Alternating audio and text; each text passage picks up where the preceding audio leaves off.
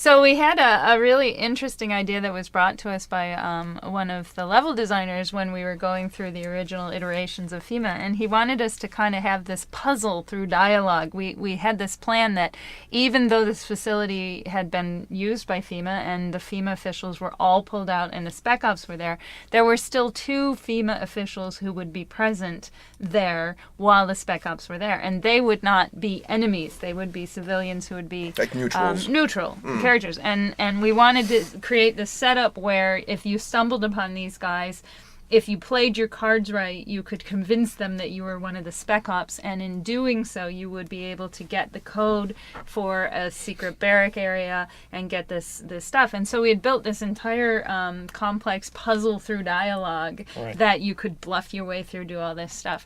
And it was really fun, and it was interesting how it all worked. And the one problem was that we had to go through so many iterations of the development of the levels themselves that their location in the facility kept moving.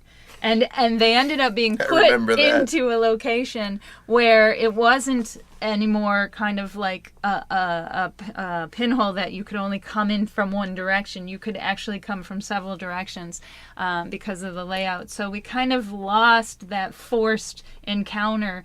And because of that, if you triggered the alarm also. If you trigger the alarm, the chaos. So I've played this level, and I've been told you still can do it in such a way that you can actually have that conversation, but I've never been able to, because every time I walk into this room, they already see me as an enemy. And they attack on site. And they attack on site. So if you can actually get that puzzle, it might be quite fun to try.